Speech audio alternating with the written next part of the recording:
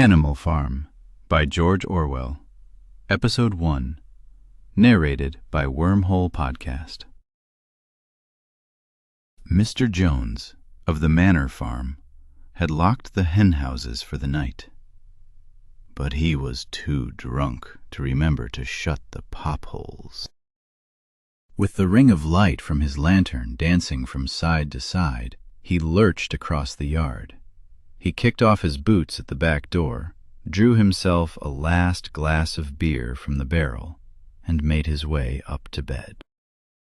As soon as the light in the bedroom went out, there was a stirring and a fluttering all through the farm buildings.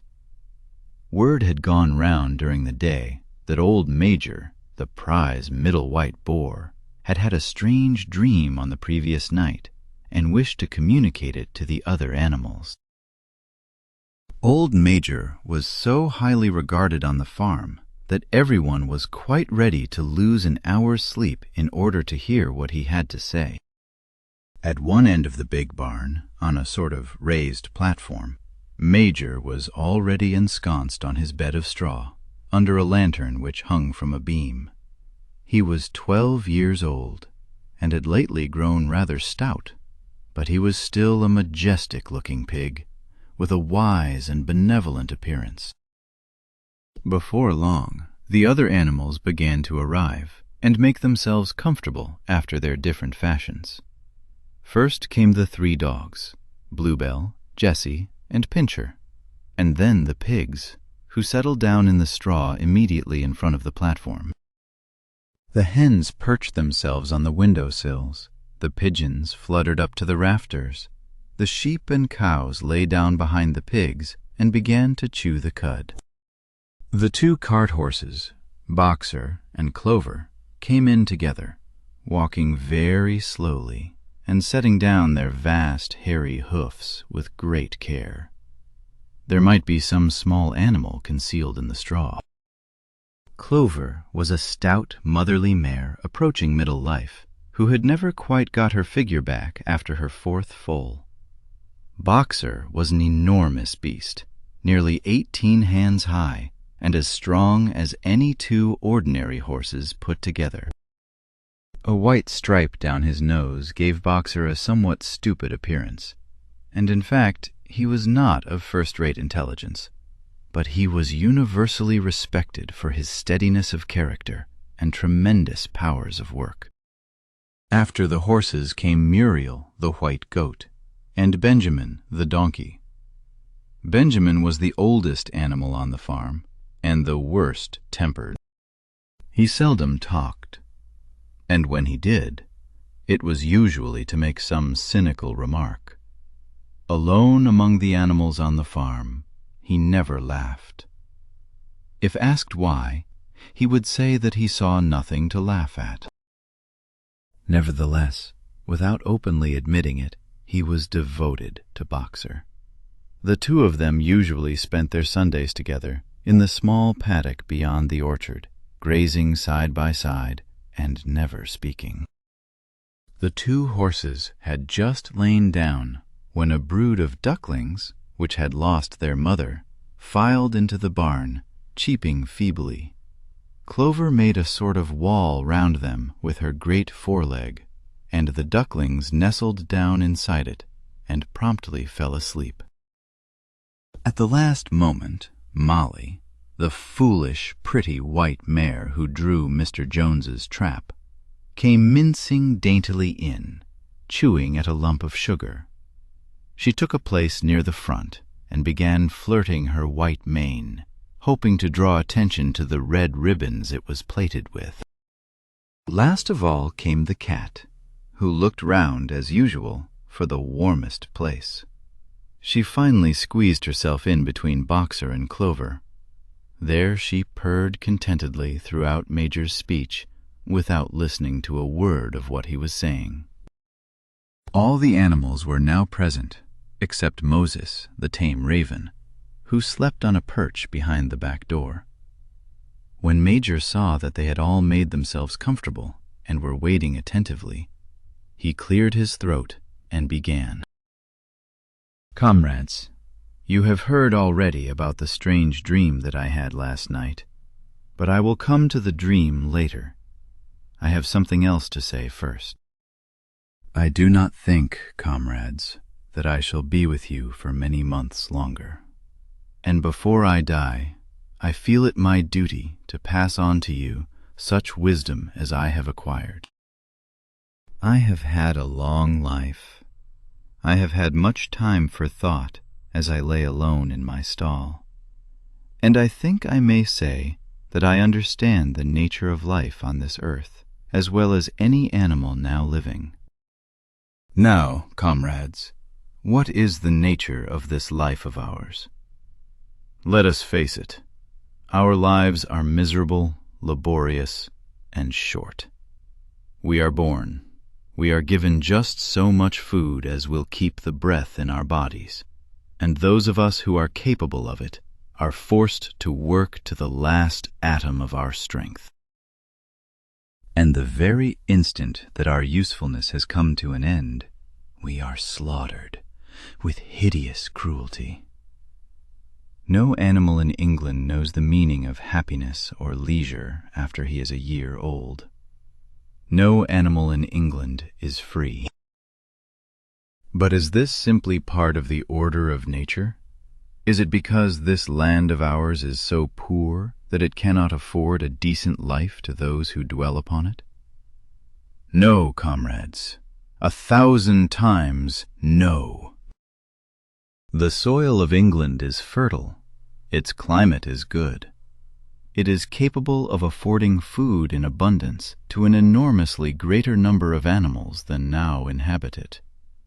This single farm of ours would support 12 horses, 20 cows, hundreds of sheep, and all of them living in a comfort and a dignity that are now almost beyond our imagining.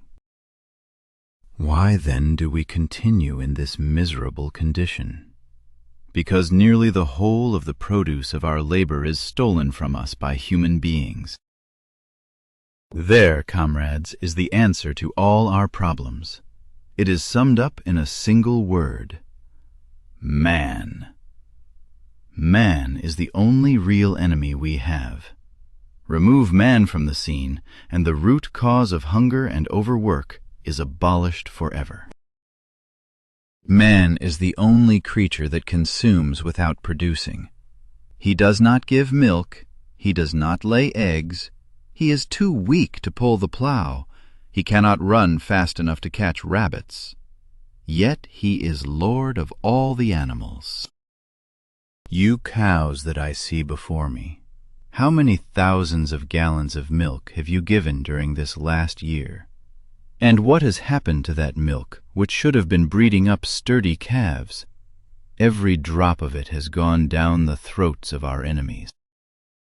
And you, hens, how many eggs have you laid in this last year? And how many of those eggs ever hatched into chickens? The rest have all gone to market, to bring in money for Jones and his men. And you, Clover, where are those 4 foals you bore, who should have been the support and pleasure of your old age? Each was sold at a year old. You will never see one of them again. And even the miserable lives we lead are not allowed to reach their natural span. You young porkers who are sitting in front of me, every one of you will scream your lives out at the block within a year. To that horror we all must come. Cows, pigs, hens, sheep, everyone. Even the horses and the dogs have no better fate. You, boxer, the very day that those great muscles of yours lose their power, Jones will sell you to the knacker, who will cut your throat and boil you down for the foxhounds. As for the dogs, when they grow old and toothless, Jones ties a brick round their necks and drowns them in the nearest pond. Is it not crystal clear then, comrades, that all the evils of this life of ours spring from the tyranny of human beings? Only get rid of man, and the produce of our labor would be our own. Almost overnight, we could become rich and free. What then must we do? Why, work night and day, body and soul, for the overthrow of the human race. That is my message to you, comrades. Rebellion. I do not know when that rebellion will come. It might be in a week or in 100 years. But I know, as surely as I see this straw beneath my feet, that sooner or later justice will be done. Fix your eyes on that, comrades, throughout the short remainder of your lives. And above all, pass on this message of mine to those who come after you, so that future generations shall carry on the struggle until it is victorious. And remember, comrades, your resolution must never falter. No argument must lead you astray. Never listen when they tell you that man and the animals have a common interest, that the prosperity of the one is the prosperity of the others. It is all lies. Man serves the interests of no creature except himself. And among us animals let there be perfect unity, perfect comradeship in the struggle. All men are enemies. All animals are comrades. At this moment there was a tremendous uproar. While Major was speaking, 4 large rats had crept out of their holes and were sitting on their hindquarters listening to him. The dogs had suddenly caught sight of them, and it was only by a swift dash for their holes that the rats saved their lives. Major raised his trotter for silence. Comrades, here is a point that must be settled. The wild creatures, such as rats and rabbits, are they our friends or our enemies? Let us put it to the vote. I propose this question to the meeting. Are rats comrades? The vote was taken at once, and it was agreed by an overwhelming majority that rats were comrades. There were only 4 dissensions, the 3 dogs and the cat, who was afterwards discovered to have voted on both sides. I have little more to say. I merely repeat, remember always your duty of enmity towards man and all his ways. Whatever goes upon 2 legs is an enemy. Whatever goes upon 4 legs or has wings is a friend. And remember also that in fighting against man, we must not come to resemble him. Even when you have conquered him, do not adopt his vices. No animal must ever live in a house, or sleep in a bed, or wear clothes, or drink alcohol, or smoke tobacco, or touch money, or engage in trade. All the habits of man are evil, and above all, no animal must ever tyrannize over his own kind. Weak or strong, clever or simple, we are all brothers. No animal must ever kill any other animal. All animals are equal. And now, comrades, I will tell you about my dream of last night. I cannot describe that dream to you. It was a dream of the earth as it will be when man has vanished. But it reminded me of something that I had long forgotten. Many years ago, when I was a little pig, my mother and the other sows used to sing an old song of which they knew only the tune and the first 3 words. I had known that tune in my infancy, but it had long since passed out of my mind. Last night, however, it came back to me in my dream. And what is more, the words of the song also came back, words, I am certain, which were sung by the animals of long ago and have been lost to memory for generations. I will sing you that song now, comrades. I am old, and my voice is hoarse, but when I have taught you the tune, you can sing it better for yourselves. It is called Beasts of England. Old Major cleared his throat and began to sing. As he had said, his voice was hoarse, but he sang well enough, and it was a stirring tune, something between Clementine and La Cucaracha. Beasts of England, beasts of Ireland, beasts of every land and clime, hearken to my joyful tidings of the golden future time. Soon or late the day is coming, tyrant man shall be o'erthrown, and the fruitful fields of England shall be trod by beasts alone. Rings shall vanish from our noses, and the harness from our back. Bit and spur shall rust forever, cruel whips no more shall crack. Riches more than mind can picture, wheat and barley, oats and hay, clover, beans, and mangel-wurzels shall be ours upon that day. Bright will shine the fields of England, purer shall its waters be, sweeter yet shall blow its breezes on the day that sets us free. For that day we all must labor, though we die before it break. Cows and horses, geese and turkeys, all must toil for freedom's sake. Beasts of England, beasts of Ireland, beasts of every land and clime, hearken well and spread my tidings of the golden future time. The singing of this song threw the animals into the wildest excitement. Almost before Major had reached the end, they had begun singing it for themselves. Even the stupidest of them had already picked up the tune, and a few of the words. As for the clever ones, such as the pigs and dogs, they had the entire song by heart within a few minutes. And then, after a few preliminary tries, the whole farm burst out into Beasts of England in tremendous unison. The cows lowed it, the dogs whined it, the sheep bleated it, the horses whinnied it, the ducks quacked it.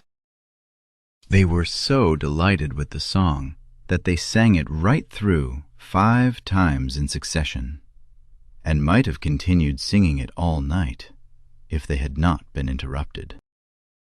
Unfortunately, the uproar awoke Mr. Jones, who sprang out of bed, making sure that there was a fox in the yard. He seized the gun which always stood in a corner of his bedroom and let fly a charge of No. 6 shot into the darkness. The pellets buried themselves in the wall of the barn, and the meeting broke up hurriedly. Everyone fled to his own sleeping place. The birds jumped onto their perches, the animals settled down in the straw, and the whole farm was asleep in a moment.